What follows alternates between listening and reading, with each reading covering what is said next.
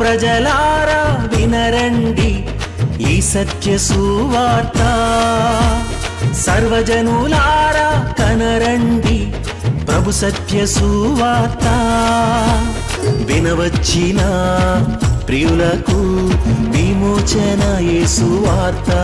ప్రభు అయిన యేసుక్రీస్తు వారి యొక్క నామంలో మిమ్మల్ని అందరినీ ప్రేమతో ఈ సత్య సువార్తని ఈ కార్యక్రమానికి ఆహ్వానాన్ని తెలియజేస్తూ ఉన్నాం. నా మిక్కిలి ప్రియమైన స్నేహితులైన మీ అందరికీ ప్రభు నామంలో శుభములు ఆశీర్వాదములు కలుగునుగాక. దీన్ని హోలీ వీక్ అని చెప్పేసి అనగా మట్టలాదివారం నుండి పునరుత్థాన పండుగ వరకు మధ్యలో ఉన్నటువంటి ఒక వారాన్ని పరిశుద్ధమైనటువంటి వారం అని అంటారు. అఫ్కోర్స్ అన్ని పరిశుద్ధమైన వారాలేనండి, ప్రతిరోజు పరిశుద్ధమైన రోజేనండి. ఏదో మనం ఒక పద్ధతి కొరకు మనం పెట్టుకున్నాం తప్ప, లేకపోతే ప్రతిదీ కూడా దేవుడు ఆశీర్వదించినటువంటి ఒక రోజు. 7వ రోజు అయినటువంటి ఒక విశ్రాంతి దినం కానివ్వండి, లేక తొలి దినం కానివ్వండి, మళ్ళీ దినం కానివ్వండి, మధ్యలో ఉన్న దినం కానివ్వండి, ప్రతిరోజు కూడా దేవుడు మనకి ఆశీర్వదించి ఇచ్చినటువంటి ఒక రోజు. కాకపోతే ఒక పద్ధతి మనం పాటించడానికి అనేటువంటి రీతిగా వివిధమైన రీతిలో వచ్చినాయి. ఒకటి ఒక ఆచారాలు అనండి, లేదంటే కనుక యూదులైనటువంటి వాళ్ళ యొక్క పద్ధతి ఆచారం అనండి, ఏదో కారణం మొత్తానికి ఈ విధంగా మనకి ఏం జరిగింది అంటే ఇది ఒక హోలీ వీక్ అని, ఇది ఒక లెంట్ అని, ఇది ఒక 40 రోజులని, ఆయన యొక్క శ్రమల దినాలని ఏవో ఇలా పెట్టుకుంటూ వచ్చినాం. పోనీ ఈ రోజుని మనం ఆలోచన చేసుకుని ధ్యానించడంలో తప్పేం లేదు కదా, ఇది పాపమేమి కాదు కదా. సో అందుచేత ఈ రోజున కూడా దేవుని యొక్క వాక్యంలోంచి ఉన్న మాటలుగా మీతో నేను పంచుకుంటూ, ఆయన మట్టలాదివారం నాడు అనగా ఆయన జయోత్సవంతో యెరూషలేములోనికి ప్రవేశించిన తర్వాత నుంచి ఉన్నటువంటి ఒక దినాలలో ఆయన ఒక అంజూరపు చెట్టును చూచి, ఆ అంజూరపు చెట్లు ఆకులు తప్ప ఫలం లేకపోయేసరికల్లా నీ యొక్క పండ్లు ఎవరునూ తినకుందురుగాక అని చెప్పినప్పుడు ఆ యొక్క మాట చొప్పున ఆ చెట్టు ఎండిపోయినటువంటి ఒక విషయం, అందులో ప్రభువు మనకు నేర్పించినటువంటి ఒక విశ్వాసమును గురించిన విషయం మొదటి దినములలో మనం తెలుసుకుని ఉన్నాం. ఆ తర్వాత శిష్యులు యేసు ప్రభు వారికి దేవాలయాన్ని చూపిస్తూ వచ్చినారు. ఆ దేవాలయం యొక్క గొప్పతనాన్ని చూపించినారు. నిజానికి అప్పటికి ఉండినటువంటి ఒక యెరూషలేములో ఉండినటువంటి ఒక దేవాలయము వాస్తవానికి సొలొమోను రాజుగారు కట్టించినటువంటి ఒక దేవాలయం. ప్రభు అయిన యేసుక్రీస్తు వారు తన యొక్క 2వ రాకడ ఎలా ఉండబోతుందో, ఆ రాకడ కొరకు ఏ విధంగా సిద్ధపడి ఉండాలో, ఈ విషయాలు అనేకమైనటువంటి ఒక సన్నివేశాలు బైబిల్ గ్రంథంలో ఈ మత్తయి సువార్త 24వ అధ్యాయం 25వ అధ్యాయంలో కొన్ని ఉపమానములు అలానే కొన్ని హెచ్చరికలు ప్రభువారు చేసినటువంటి. ఇప్పుడు అవన్నీ నేను చెప్పాలంటే ఒక ఎపిసోడ్లో నాకు సరిపోదమ్మా. అయినా కానీ కొన్ని మాటలు మాత్రం నేను మీకు జ్ఞాపకం చేస్తాను. వాటిల్లో ఒక విషయం నేను ఏమంటానంటే, యేసు ప్రభు రాకడ గురించినటువంటి ఒక సూచనలు శిష్యులు అడిగినటువంటి దానికి ప్రభు ఇస్తున్నటువంటి ఒక జవాబు మొట్టమొదటిగా అంటారు కదా, మోసపోవద్దు అంటున్నారు. హే ఫ్రెండ్స్, మన జీవితంలో కూడా ఒకవేళ మనం మోసపోతున్నామేమో ఒక్కసారి ఆలోచన చేసుకుందాం. ఈ కడవరి కాలంలో అనేక మంది బయలుదేరి నేనే క్రీస్తుని అని చెప్తూ, నేనే గురువుని అని చెప్తూ, నేనే మీకు దేవుణ్ణి అని చెప్పుకుంటూ మోసం చేసేటువంటి ఒక విషయాలు చాలా ఎక్కువ కనబడుతున్నాయి. సో అందుకని మన ప్రభు అయిన యేసుక్రీస్తు వారు మొట్టమొదటి మాటగానే మనకు ఆయన హెచ్చరిక చేస్తూ చెప్పినటువంటి ఒక మాట ఏంటంటే, మోసపోకుండా చూసుకోనండి. ఈ చివరి దినాల్లో లేక ప్రభు వచ్చేటువంటి దానికి ముందు, ఈ యుగ సమాప్తికి ముందు మోసం అనేటువంటిది చాలా ఎక్కువ కనబడుతుంది కనుక మోసపోవద్దు. చివరికి దేవుని పేరు చెప్పి కూడా మోసాలు చేసేటువంటి ఒక విషయాలు ఉన్నాయి. స్నేహితులారా, చేతులు జోడించి నేను దయచేసి విన్నవించుకుంటున్నానండి.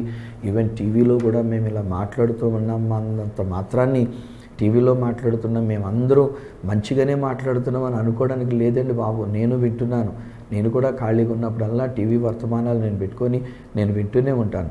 ఒక్కొక్కసారి నేను గమనిస్తే ఎవరి స్వార్థం కొరకు వాళ్ళు పనిచేసుకుంటున్నారు, ఎవరి రాజ్యాలను వాళ్ళు కట్టుకుంటున్నారు, ఎవరి మినిస్ట్రీలను వాళ్ళు కట్టుకుంటూ ఉన్నారు, ఎవరికి వాళ్ళు డబ్బు సంపాదన కొరకైనటువంటి అడుక్కునేటువంటి ఒక విషయాలు ఎక్కువైపోయినాయి. ఈ రోజున మన యొక్క టీవీ ఛానల్స్లో ఇలాగున వాక్యాలు బోధించడానికి వచ్చేటువంటి వారిలో చాలామంది, కొంతమంది నిఖార్సుగా ఉన్నటువంటి వారు లేకపోలేదు. బట్ ఎక్కువ శాతం ఏం జరుగుతుందనంటే, మనల్ని మభ్యపరచి ఎలాగోలాగా మనల్ని ఆకర్షించుకొని మనల్ని బ్రతిమలాడుకొని ఒక్కొక్కసారి నేను వింటున్నప్పుడు దయచేసి కానుక పంపించండి, దయచేసి మీ యొక్క విలువైన కానుక ప్రతి ఒక్కరూ పంపించండి అని ఒక్కొక్కసారి కొంతమంది అడుగుతున్నట్టే నాకు భలే బాధ అవుతుందండి బాబాయ్. గాను నా దేవుడు ఎంత గొప్ప దేవుడని ప్రకటించడమే ఎలా, మళ్ళీ దానికి మధ్యలోనేమో దయచేసి కానుక పంపించండి, నెక్స్ట్ వీక్కి నా ప్రోగ్రాం వచ్చేటట్లేదు కనుక దయచేసి మీలో ప్రతి ఒక్కరూ అని చెప్పేసి అని అంటుండే. ఎందుకు వచ్చిన అడుక్కునే విషయం, దేవుని యొక్క నామములో మోసాలు. నేను వాళ్ళని గమనించినప్పుడు అండి, ఒకప్పుడు వాళ్ళకు ఉండినటువంటి విధానం వేరు, ఎంత నిస్వార్థంగా ఎంత సామాన్యమైనటువంటి రీతిలో ఉండి ఉన్నారు. కానీ ఇప్పుడు వాళ్ళు వేసుకునే బట్టలు వేరు, వాళ్ళు జీవించే విధానం వేరు, వాళ్ళకి పెరిగిపోయినటువంటి దవడలు వేరు, వాళ్ళకి ఎంత బాగా చక్కగా తయారైనటువంటి విధానం. అంటే వీళ్ళందరూ పంపిస్తున్నటువంటి దానిలో వాళ్ళు కట్టుకున్నారు, వాళ్ళ రాజ్యాన్ని కట్టుకున్నారు, వాళ్ళ దేహాన్ని కట్టుకుంటున్నారు. మోసం కాదా? ఇది ఓపెన్గా నేను చెప్తున్నా. నేను ప్రేమిస్తున్నా, సేవ చేయాలి, సువార్తను ప్రకటించాలి, కానీ మోసం అనేటువంటిది మాత్రం వద్దు అంటున్నాను. జాగ్రత్త అండి, మీరు కూడా మోసపోకుండా జాగ్రత్త చూసుకోనండి. ప్రభువారు చెప్తున్నారు, ఆయన రాకడ జరిగేదానికి ముందు ఇలాంటి మోసాలు జరుగుతాయని చెప్తున్నారు. రాజ్యం మీదకి రాజ్యము, జనం మీదకి జనం లేస్తారు అనేటువంటి విషయాన్ని కూడా ఇస్తేనండి, ఆ మధ్యలో ఇంకా మనకి ఎలక్షన్ సంబంధించినటువంటి విషయంలో ఒకవేళ ఎన్నికల యొక్క ముగింపు లేదా ఎన్నికలకు సంబంధించినటువంటి ప్రతిఫలాలు ఇంకా మనకు తెలియజేయబడలే. కానీ ఎంత ఘోరంగా ఉండిందండి ట్రెండు. మొన్నటి ఎలక్షన్ విషయంలో చూస్తే ఒకరి మీద ఒకరు మాట్లాడుకున్నటువంటి విషయాలు, ఒకరి మీద ఒకరు సెటైర్లు వేసుకున్నటువంటి విషయాలు, ఇప్పుడు అది కూడా సోషల్ మీడియా మనకు ఉండేసరికల్లా ఇంకా ప్రతి ఈ మనిషి నేను ఒకటి వింటూ ఉన్నా, మనిషి ఏమో ఒక మనిషి కనబడతాడు, వాయిస్ ఏమో ఆ మనిషి వాయిస్లోనే కనబడుతుంది, కానీ చెప్తున్నటువంటి విషయం వేరొక విషయంగా మాట్లాడుతున్నటువంటిది. I don't think that person would have said that. ఆ వ్యక్తి ఆ మాట చెప్పుంటారని నేను అనుకోను. మిమిక్రీ ఆర్టిస్టులు అయినటువంటి వాళ్ళని పెట్టుకొని ఆయన యొక్క స్వరం అనేటువంటిది అక్షరాలు అలాగే దిగిపోయేటట్టుగా చేసి ఆయన చెప్పే మాటలు వేరేగా ఉంటున్నటువంటి విషయాలు. ఎంత భయంకరంగా జనములు ఇస్తున్నారు చూడండి, రాజ్యముల మీదకి రాజ్యములు ఇస్తున్నారు చూడండి. ఓవరాల్గా చూస్తే నేను అనుకుంటాను మనకి ఎందులోనూ కూడా మెజారిటీ రాకుండా పోయే ప్రమాదం ఉంది. ఏ పార్టీ కూడా మెజారిటీ లేకుండా లేక కూటమి పెట్టుకొని 10 మంది కలిసి లేక 4-5 కలిసి రాజ్యాన్ని స్థాపించడానికి, ప్రభుత్వాన్ని స్థాపించడానికి అనేటువంటి పరిస్థితి ఏంటి అంటే మునుపటి కంటే ఎక్కువైనటువంటి స్వార్థపరత్వం ఎక్కువైపోయింది. ఎవరికి వాళ్ళు తమ యొక్క స్వార్థాన్ని ఆలోచించుకుంటూ, రాజరికాన్ని ఆలోచించేసుకుంటూ ఎవరికి వాళ్ళు గొడవలాడుకుంటుంటే, ఇంకొక విషయం చెప్పంటారా, ఇప్పుడు ఈ విషయాలు మామూలుగా పొలిటికల్గా ఉన్నాయి, అది వేరే. పొలిటికల్గా ఉన్నా కానీ ఒకవేళ పొలిటికల్ ఇష్యూలో వాళ్ళ అసెంబ్లీలో కాస్త ఒకవేళ దెబ్బలాడుకున్నా కానీ బయటకు వస్తే బాయి అనుకునేటువంటిది బాగానే ఉంటారు. కానీ విచారం ఏంటంటే ఈరోజు నేను ఒక పార్టీని సపోర్ట్ చేసేటువంటి ఒకళ్ళు, ఇంకొక పార్టీని సపోర్ట్ చేసే మరొక పార్టీని సపోర్ట్ చేసే మరొకరు, ఈ ముగ్గురు కూడా క్రైస్తవ సంఘంలోనే ఉండినటువంటి వాళ్ళు. వాళ్ళ పార్టీ ఓడిస్తే వీడి ముఖం ఎత్తి పెడతాడు, వీడి పార్టీ ఓడిస్తే వాడి ముఖం ఎత్తి పెడతాడు, వీడి పార్టీ వస్తే వీడి ముఖం ఎత్తి పెడతాడు. ఒకవేళ పాద్రి గారు ఈడి పార్టీ వాడు వచ్చినప్పుడు కొంచెం ఎక్కువ మాట్లాడంటే పాద్రి గారి మీద కోపం వస్తుంది. ఈ పార్టీ వాడు వచ్చినప్పుడు కొంచెం ఎక్కువ మాట్లాడి గట్టిగా ప్రార్థన చేస్తే ఈ పార్టీ వాడికి బాధ కలుగుతుంటుంది. చివరికి ఏమవుతున్నాయంటే సంఘము 3 పార్టీల భాగాలుగా విచ్ఛిన్నమైపోతున్నటువంటి పరిస్థితి. అది ఉండకూడదు అసలు. మనం క్రైస్తవ సంఘం ఏంటి, ఈ రాజకీయ పార్టీల పేరు చెప్పుకొని మనం విడిపోవడం ఏంటి? జనం మీదకి జనం లేస్తున్నటువంటిది ఈవెన్ క్రైస్తవ సంఘాలలో కూడా జరుగుతున్నటువంటి విషయం. అక్రమము పెరిగిపోవటం వలన అనేకుల ప్రేమ చల్లారిపోవును అని చెప్పేసి బైబిల్లో వ్రాయబడి ఉంది. కానీ అదే తిమోతిలో రాసినటువంటి 2వ పత్రిక 3వ అధ్యాయం 1-2 వచనాల దగ్గర కనుక మనం చూసినట్టు 1 నుంచి 5వ వచనం వరకు కూడా ఉన్న మాటలు కనుక మనం చదువుకున్నట్లయితే, అంత్య దినములలో అపాయకరమైనటువంటి కాలంలో వచ్చి, ఈ అపాయకరమైనటువంటి కాలంలో మనుషులు స్వార్థప్రియులు, ధనమును ప్రేమించేటువంటి వాళ్ళు, దేవుని కంటే సుఖానుభవమును ఎక్కువగా ప్రేమించేటువంటి వాళ్ళు. అంటే ఈ మూడిట్లో కూడా ఇంగ్లీష్లో అయితే ఏమంటుందంటే lovers of self, lovers of money and lovers of pleasure. ఈ ముగ్గురు కూడా లవర్సే, but this love is different. It's not loving God and it's not loving even our fellow brethren. మనం దేవుణ్ణి ప్రేమించే ప్రేమ కాదు, అది చల్లారిపోయింది. అది మన పొరుగు వాడిని ప్రేమించే ప్రేమ కూడా కాదు, అది కూడా చల్లారిపోయింది. ఇప్పుడు ఈ ప్రేమ అంత్య దినాల్లో ఉండేటువంటి ప్రేమ ఏం ప్రేమ అంటే స్వార్థం, నేను బాగుండాలి, నా విషయం బాగుండాలి, నేను అనేటువంటి సెల్ఫ్. ఈ సెల్ఫీలు ఎక్కువైపోయాయి. రెండోది ధనాపేక్షకులు, అనగా లవర్స్ ఆఫ్ మనీ, డబ్బును ఎక్కువ ప్రేమిస్తున్నటువంటి వాడు. నేను 2-3 రోజుల క్రితం కూడా నేను వింటూ ఉన్నంటే నా దగ్గరకు వస్తున్నటువంటి ఒకరు ఎవరో కానీ మాట్లాడుతుంటున్నారు, అయ్యా అక్కడి వరకు వచ్చారండి, ఆ ఇంటి పక్కన వాళ్ళకి ఏదో 4 డబ్బులు ఇచ్చారండి పలానా పార్టీ వాళ్ళు, అక్కడి నుంచి ఎవరో వచ్చేస్తున్నారు అని చెప్పేసి మళ్ళీ వస్తావమ్మా అని చెప్పేసి నేను డబ్బులు అయిపోయినాయమ్మని చెప్పేసి వెళ్ళిపోయి ఇంక మిగతా వాళ్ళకి ఇవ్వకుండా ఉన్న డబ్బులు పట్టుకొని వెళ్ళైపోయారంట వాళ్ళు. సో ఇప్పుడు వాళ్ళు అంటున్న మాట ఏంటంటే, సగం మందికి పంచిపెట్టారు, మిగతా సగం మందికి పంచిపెట్టవలసినటువంటి డబ్బు వాళ్ళే కాస్త కస్మీ చేసేసారు, వాళ్ళే కాస్త స్వాహా చేసేసుకున్నారు అని చెప్పేసి అని కంప్లైంట్ చేస్తున్నటువంటి ఒక విషయం. అండి, ప్రతి మనిషి డబ్బు కొరకే కదండి ప్రయాసపడేది. మానవుడు చేస్తున్నటువంటి ప్రతి పని, మోసాలు కానీ, భయంకరమైన కర్తవ్యాలు కానీ, ఇవన్నీ కూడా దేని కొరకనంటే డబ్బు డబ్బు డబ్బు కొరకండి. డబ్బు సంపాదనే మానవుడికి. ఏమండి, అర్థం చేసుకోడు ఈ మానవుడు. ఇంత సంపాదించుకున్న డబ్బంతా కూడా ఇక్కడ విడిచిపెట్టేసి పోవాలి పోయేటప్పుడు కదా. ₹1 మనం కూడా తీసుకొని వెళ్ళలేం, $1 మనం కూడా తీసుకొని వెళ్ళలేం. ఈ డబ్బులన్నీ ఎక్కడ విడిచిపెట్టేయాలి? మనం సంపాదించినటువంటి ఒక బిల్డింగ్లన్నీ ఎక్కడ విడిచిపెట్టేయాలి? ఇన్ని లక్షలు లేదా కోట్లు ఖర్చు పెట్టుకొని కట్టుకున్నటువంటి ఒక బిల్డింగ్ వదిలేసి మనం పోవాల్సిందే కదా. కానీ పోయేటప్పుడు మనం సరైనటువంటి స్థితి లేకుండా, ప్రేమ లేకుండా, అక్రమము చేత కనుక మనం జీవిస్తున్నట్లయితే జనం మీదకి జనముగా, రాజ్యం మీదకి రాజ్యముగా ఒక భయంకరమైనటువంటి ఒక పరిస్థితి, అంత్య దినాల్లో ప్రభు ఉంటారని సెలవిచ్చినటువంటి ఆ ప్రకారమైన జీవితంతో ఉంటే ప్రభు రాకడ జరిగినప్పుడు మనం ఎత్తబడకుండా ఈ భూమి మీద విడవబడి ఆ తర్వాత నిత్య నరకాగ్నికి పోయేటువంటి ఒక భయంకరమైన పరిస్థితి. ఇది ఈనాడు జీవితంలో మనం ఎదుర్కోబోతున్నటువంటి ఒక విషయాలు అంటాను నేను. కానీ నా మాటలు వింటున్న ప్రజలారా, మోసపోవద్దు, జాగ్రత్త కలిగి ఉండండి. ప్రభువారే చెప్పారు, అక్రమం పెరగనివ్వద్దు, అక్రమము అవినీతి అనేటువంటిది మనలో ఉండనివ్వద్దు. మనము స్వార్థాన్ని ప్రేమించే వారంగా, ధనాన్ని ప్రేమించేటువంటి వారంగా, సుఖానుభవాన్ని ఎక్కువ ప్రేమించేటువంటి వారంగా ఉండొద్దు. దేవునిని ప్రేమిద్దాం, మన పొరుగువాన్ని కూడా మనం ప్రేమిద్దాం. చేతనైతే ₹4 సహాయం చేద్దామండి, చేతనైతే ఒక పూట భోజనం పెడదామండి, చేతనైతే మన దగ్గర మిగిలిపోయినటువంటి వస్త్రాలు, లేకపోతే మనకు మరీ చినిగిపోయినటువంటిది కానీ కాకుండా మనం వాడకుండా ఉంటున్నటువంటి వస్త్రాల్లో ఒక వస్త్రం ఎవరికన్నా ఇద్దామండి. ఏదో ఒక రంగా మనం ప్రేమించి ఆ ప్రేమని మనం వ్యక్తపరచడానికి అనేటువంటి రీతిగా ఇది మనం చూడాలి అని అంటూ ఉన్నాను. ఇది నేను నమ్మికిరి ప్రియ స్నేహితులారా, యేసు ప్రభు తన రాకడను గురించినటువంటి ఒక సూచనలు, అనేకమైనటువంటి విషయాలు ఆయన ఇందులో తెలియజేస్తూ ఉన్నారు. ఈ యొక్క బుధవారం నాడు లేక ఆయన గురువారం నాడు తన యొక్క శిష్యులైన వారితో కూర్చొని వారితో మాట్లాడుతున్న అనేకమైనటువంటి సత్యాలు. ఇందులో మళ్ళీ ఒక చక్కని మాట ఉంటుందండి. నాకు ఇష్టమైనటువంటి ఒక మాట ఏంటంటే, మత్తయి సువార్త 24:14 అంటాడు కదా, ఈ రాజ్య సువార్త సకల జనములకు సాక్షార్థమై లోకమందంతటా ప్రకటించబడవలెను. ఈ రాజ్య సువార్త, లేకపోతే నేను అంటాను కదా ఈ సత్య సువార్త అని చెప్పేసి అని అనుకుందాం. ఏమంటే ఈరోజు నేను సత్యమైన సువార్త, ఒక మంచి మాటే కదా నేను మీకు చెప్తున్నాను, దేవుని యొక్క మాటలే కదా నేను మీతో పంచుకుంటున్నాను. ఉట్టూరికి నేను నా స్వార్థానికి మీరు నాకు ఏదైనా సహాయం చేయండి, మీరు నాకు ఏదైనా ఇవ్వండి, మీరు నాకు ఏదైనా పంపించండి, ఈ విషయాలు నేను అడగట్లేదు. నేను అసలు ఎట్టి పరిస్థితుల్లో అడగను. ఒకవేళ డబ్బులు లేకపోతే ఛానల్లో మాట్లాడి మానేస్తా, వాళ్ళకి నిర్మోహం అడగని చెప్పి, నాయన నా దగ్గరికి డబ్బులు లేవు నాయన, అందుచేత నేను మీ ఛానల్లో ఆపేసుకున్నానని చెప్పేసి అని ఇలాగా ఆపేయడానికి ప్రయత్నం చేస్తాను. యాక్చువల్లీ ఇప్పటికే ఒక ఛానల్లో నేను అలాగ ఆపి ఉన్నాను. డబ్బులు మళ్ళీ కలిస్తే కనుక మళ్ళీ ఇంకో ఛానల్ అన్న తీసుకున్నా మళ్ళీ దేవుని యొక్క సువార్త నేను ప్రకటిస్తూ ఉంటాను.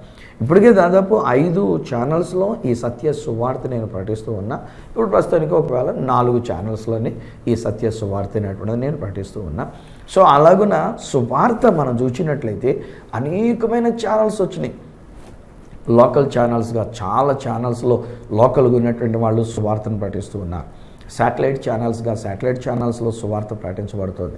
ఎక్కడ చూసినా ప్రతి ఇంటర్నెట్ ద్వారా కూడా, ఈవెన్ కంప్యూటర్స్ ద్వారా, నెట్ ద్వారా ఈరోజు మనం ఏ విషయాన్ని అడిగినా, ఏ విషయాన్ని ఒకవేళ మనం తెలుసుకున్నా, ఈవెన్ సిరితో మనం మాట్లాడుతూ ఈ విషయం ఏంటి అని బైబిల్ గ్రంథంలో ఉన్న విషయాలను అడిగినా టక్కని జవాబు చెప్పడానికి అనేటువంటి రీతిగా సిరి నుంచి కూడా మనకు జవాబులు అనేటువంటివి వస్తూనే ఉంటాయి కదా. సో ఈరోజు నేను ఆలోచన చేస్తేనండి, ఈ రాజ్య సువార్త అనగా దేవుని యొక్క రాజ్యమును గూర్చినటువంటి ఒక సువార్త, యేసు ప్రభును గూర్చినటువంటి ఒక సత్యమైన సువార్త ఆల్రెడీ లోకమంతటికీ తెలిసిపోయిందండి. ఈ రోజున యావత్ ప్రపంచం అంతట్లో మనం ఆలోచన చేస్తే, ఒకవేళ మన భారతదేశంలో మనకు ఉన్నటువంటి ఒక పద్ధతిని బట్టి, విధానాన్ని బట్టి, ఈ హిందూ దేశంలో ఉన్నటువంటి ఒక పరిస్థితులను బట్టి, ఒకవేళ ఇంకా చాలామంది క్రైస్తవేతరులుగా మేము ఫలానా రీతికున్నాం అని ఒకవేళ వాళ్ళు చెప్పుకుంటూ ఉన్నా, మన యొక్క దేశంలో ఒకవేళ ఎక్కువ శాతం యేసు ప్రభుని నమ్మని వాళ్ళు ఉన్నారు అని అనుకున్నా. నేను నమ్మను. ఏం చేతనంటండి, మొన్న మధ్యలో నేను ఒక ఇంటికి వెళ్ళానండి. ఆ ఇంటికి వెళితే నేను అనుకున్నాను కదా, ఆ ఇంటి వాళ్ళు లేకపోతే వారి యొక్క యజమాని యొక్క పేరు ఆ వీధంతా కూడా తెలిసినటువంటిది. ఆయన ఒక ప్రసిద్ధిగాంచినటువంటి ఒక వ్యక్తిగా ఉండి ఉన్నారు. సో నేను ఒక పని మీద నడుగా నేను అక్కడికి వెళితే, నేను ఆ ఇంట్లోకి వెళ్ళి నేను కూర్చునేసరికల్లా నేను అక్కడికి వచ్చానని తెలుసుకున్న వెంటనే ఆ ఇంట్లో వాళ్ళు నన్ను పలకరించినప్పుడు, ఆ ఇంట్లో వాళ్ళు వాళ్ళ విషయాలను తెలియచెప్తున్నప్పుడు నాకు అర్థమైంది ఏంటంటే, ఒరే బయటకు చూస్తే ఇంత పెద్ద పేరుందిరా, ఊరంతటికీ తెలిసినటువంటి ఒక పేరు, ఇంతలా ఉన్నతమైనటువంటి ఒక స్థితిలో ఉండిన వాళ్ళు, వాళ్ళ ఇంటిలో ఎంత విశ్వాసం ఉందా అని అనిపించింది నాకు.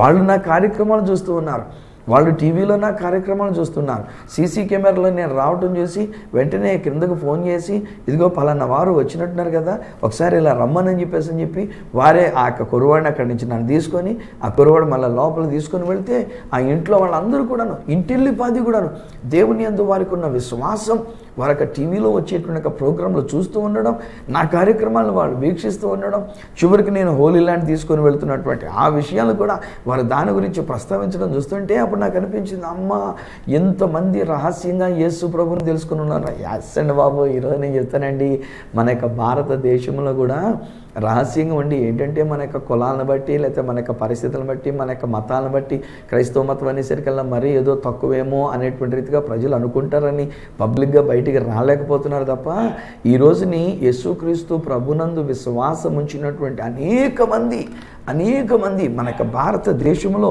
ఒకవేళ ఉన్న లెక్కకి క్రైస్తవులు అనబడినటువంటి వారు మైనారిటీగా 2%, 3%, 5% అని చెప్పేసి అని చెప్పుకుంటున్నా, దానికంటే అతిమిక్కిలే శాతం ఈరోజు నీ క్రైస్తవేతరులుగా ఉన్నటువంటి వాళ్ళే విశ్వాస వీరులుగా ఉంటూ ఉన్నారు. సో నేను అంటాను, ఈ రాజ్య సువార్త సకల జనములకు సాక్షార్థంగా లోకమందంతటా ప్రకటించబడుతుంది. వీటన్నిటికంటే మించి అదే అధ్యాయంలో అనగా 24వ అధ్యాయంలో 32 వచనం దగ్గరికి వచ్చేసరికల్లా మన ప్రభు అయిన యేసుక్రీస్తు వారు ఆయన వివరాలు తెలియజేస్తూ, ఇవి ఎప్పుడు జరుగును, నీ రాకడకును ఈ యుగ సమాప్తికి నీ సూచనలు ఏంటి మాతో చెప్పా అని చెప్పేసి అని శిష్యులు అడిగినటువంటి ఒక ప్రశ్నకు జవాబుగా యేసుక్రీస్తు ప్రభు వారు మాట్లాడుతూ ఆయన చెప్తున్నటువంటి ఒక విషయం ఏంటంటే, అంజూరపు కొమ్మను చూచి ఒక ఉపమానం నేర్చుకోండి, అంజూరపు చెట్టును చూచి ఒక ఉపమానం నేర్చుకోండి. అంజూరపు కొమ్మ లేతదై చిగురించినప్పుడు వసంతకాలము సమీపమాయనని మీకు తెలుస్తుంది కదా. ఆ ప్రకారమే ఈ సంగతులన్నీ జరుగుట మీరు చూచినప్పుడు ఆయన సమీపముననే, ద్వారము దగ్గరనే ఉన్నాడని తెలుసుకునుడి అని చెప్పేసి అని అంటూ ఉన్నారు. ఆయన సమీపమునని ఇవన్నీ జరుగుడు చూచినప్పుడు అంటే ఏంటి ఆ విషయాలు అని కనుక మనం జాగ్రత్తగా ఆలోచన చేస్తే, ఇర్మియా గ్రంథం 23వ అధ్యాయం ఆధారంగా తీసుకున్నప్పుడు అండి, అంజూరపు పండ్లు, అంజూరపు చెట్టు ఇశ్రాయేలు ప్రజలకు సాదృశ్యంగా ఉండి అన్నది. ఇశ్రాయేలు ప్రజలనే అంజూరపు చెట్టు ఒకప్పుడు ఎండిపోయింది. యేసు ప్రభు గారు కూడా గతంలో నేను చెప్పాను, ఆయన అంజూరపు చెట్టును చూసి దానికి కాయలు లేకుండా, పండ్లు లేకుండా, ఆకులు మాత్రం ఉండేసరికి నీ పండ్లు ఎవరున్నా తినకుందురు గాక అని ఆయన పలికినటువంటి ఒక మాటను బట్టి ఆ చెట్టు ఎండిపోయినట్టుగానే ఇశ్రాయేలు ప్రజలు కూడా క్రీస్తు శకము 70లో ఎండిపోయింది. ఇజ్రాయేల్ అనేటువంటి ఒక అంజూరపు చెట్టు ఎండిపోయింది. ఆ తర్వాత దేవుని సంకల్పం చూడండి, 1948వ సంవత్సరంలో మే నెల 14వ తారీఖు వచ్చేసరికల్లా ఇక్కడ ఏం జరిగింది అంటే, ఈ ఇశ్రాయేలు ప్రజలకు బ్రిటిష్ వాళ్ళు స్వాతంత్ర్యాన్ని ఇవ్వటం అనేటువంటి జరిగింది. అనగా అంజూరపు చెట్టు చిగురించుట మొదలు పెట్టబడి ఉన్నది. ఈ 70 సంవత్సరాలు వాళ్ళకి స్వాతంత్రం వచ్చి 70 సంవత్సరాలు అయిందండి.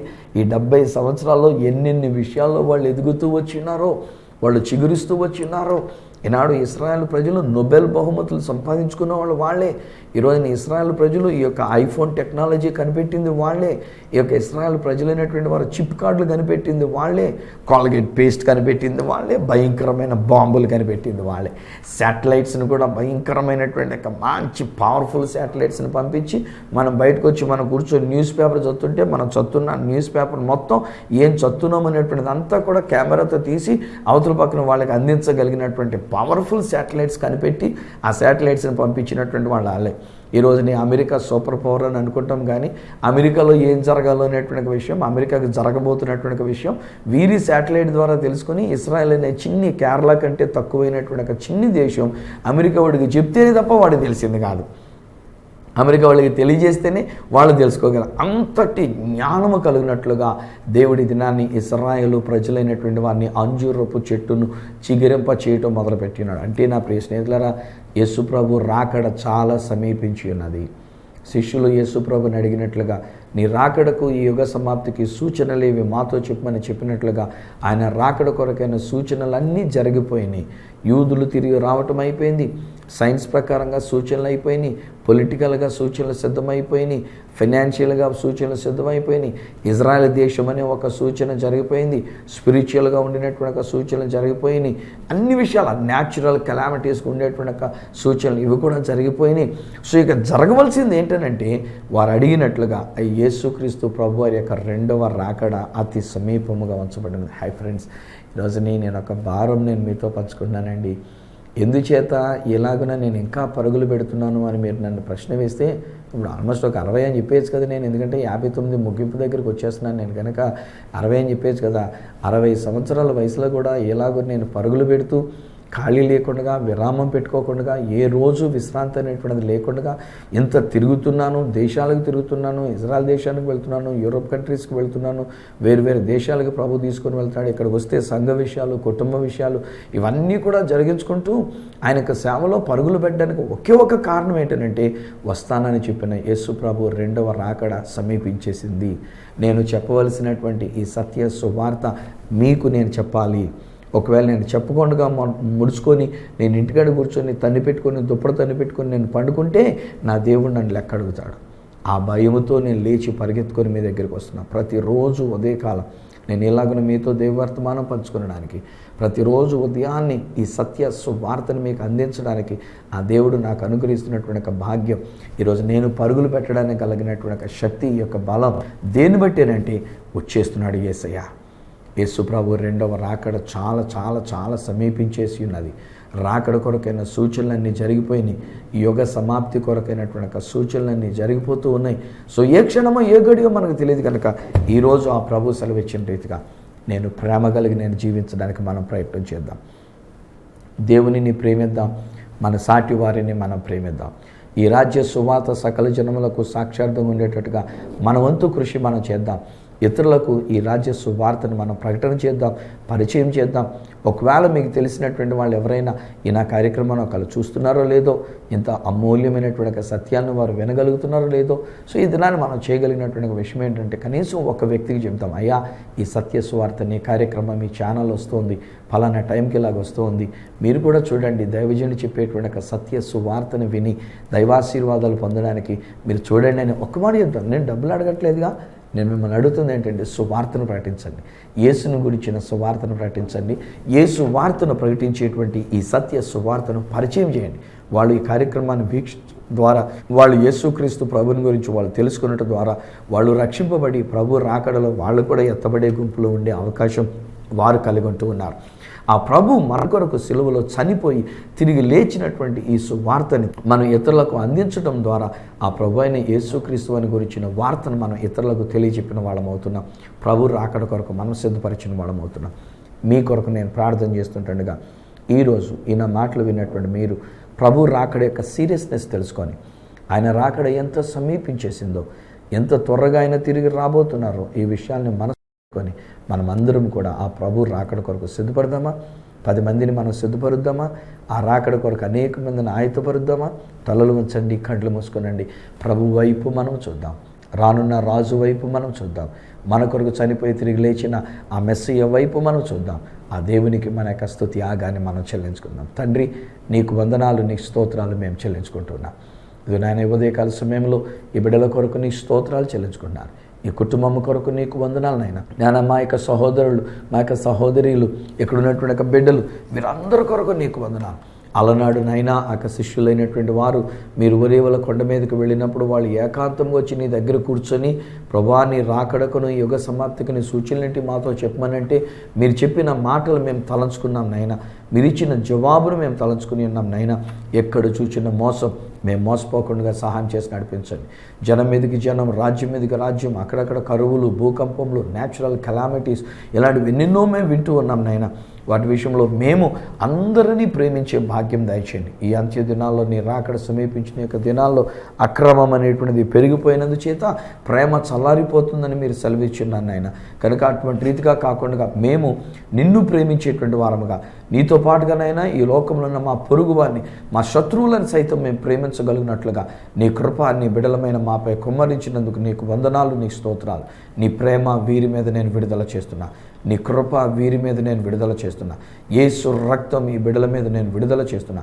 నజరుడైన యేసు నామములో నేను క్లెయిమ్ చేస్తున్నా. యేసు నామములో నేను క్లెయిమ్ చేస్తున్నా. థ్యాంక్ యూ యేసయ్యా, నీకు వందనాలు, నీకు స్తోత్రాలు నాయనా. ఈ బిడ్డలను నేను దీవిస్తున్నా ప్రభా. నీ రాకడ కొరకు యుగ సమాప్తి వరకు నైనా ఇదిగో మా ప్రభా యొక్క రాజ్య సువార్త ప్రకటించబడుతుందని మీరు సెలవిచ్చారు కనుక మా ప్రభా మేము కూడా నీ రాజ్య సువార్తను మేము ప్రకటించగలుగునట్లు అట్టి శక్తి సామర్థ్యం మీరు మాకు ఇచ్చినందుకు నీకు వందనాలు. సువార్తరాజు గారు ఒక్కడే కాదునైనా, టీవీలో మాట్లాడేటువంటి వర్తమానాలు మాత్రమే కాదునైనా, ఏ అవకాశం అంటే అవకాశంలో నిన్ను గూర్చిన సువార్తను ప్రకటించగలిగినట్లుగా ఈ కుటుంబాన్ని నేను అభిషేకిస్తున్నా. ఈ బిడ్డలను నేను అభిషేకిస్తున్నా. ప్రత్యేకంగా ఎన్ని దేని కుమారుని నేను అభిషేకిస్తున్నా. వాడుకోనండి, మీ నామానికి మహిమకరంగా నిలబెట్టుకోనండి. అలా నేనైనా నీ యొక్క ఇశ్రాయేలు ప్రజలను గూర్చినటువంటి విషయంలో మేము ఆలోచన చేసినప్పుడు నీ రాకడ ఎంత సమీపించేసిందో మేము తెలుసుకుంటున్నాం నైనా. ఎంత త్వరగా మీరు రాబోతున్నారు, నా యొక్క కాలం లేదు, మీరు త్వరగా రాబోతున్నారు అనేటువంటి సత్యాన్ని మేము తెలుసుకున్నటువంటి వారు.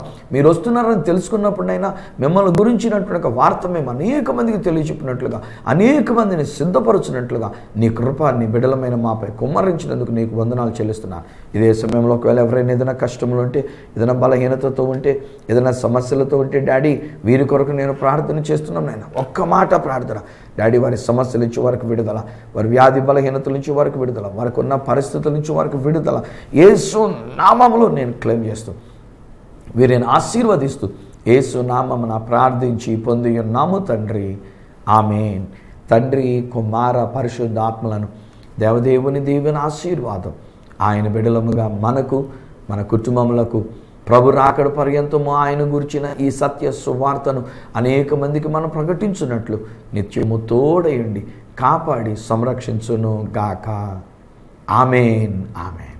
వెల్ స్నేహితులారా, ప్రభు మీకు తోడయండి ఉన్నారు. ఆయన మన కొరకు చనిపోయి తిరిగి లేచినటువంటి మృత్యుంజయుడైనటువంటి యేసుక్రీస్తు వారు ఆయన మరలా తిరిగి త్వరగా రాబోతున్నారు. ఈలోగా మనము కూడా మన వంతు కృషి మనం చేద్దాం. ఈ సత్య సువార్తని అనేక మందికి ప్రకటించడానికి మన వంతు ప్రయత్నం మనం కూడా చేద్దాం.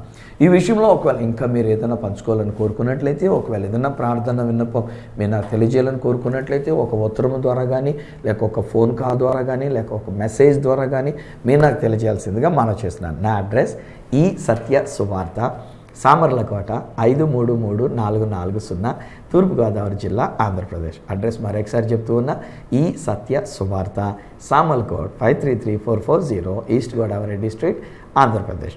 అప్పుడు ఒకవేళ నాతో మీరు ఫోన్లో మాట్లాడాలని కోరుకున్నట్లయితే నా ఫోన్ నెంబర్స్ 9848110907, 9440040992, 8885527662. ఒకవేళ నాకు ఈమెయిల్ చేయాలనుకున్నట్లయితే నా ఈమెయిల్ ఐడి ఈ satyasuvartha@gmail.com. మళ్ళీ నెక్స్ట్ ప్రోగ్రాంలో మిమ్మల్ని కలుసుకొని మరి ఒక అద్భుతమైన ఈ సత్య సువార్తతో మీ ముందుకు వచ్చేటంత వరకు మన కొరకు తిరిగి త్వరగా రానయ్యన్న ఆ యేసయ్య చేతులకే మిమ్మల్ని అప్పగిస్తూ మీ దగ్గర సెలవు తీసుకుంటున్న మీ ప్రియమైన సహోదరుడు ఈ సత్య సువార్త రాజు.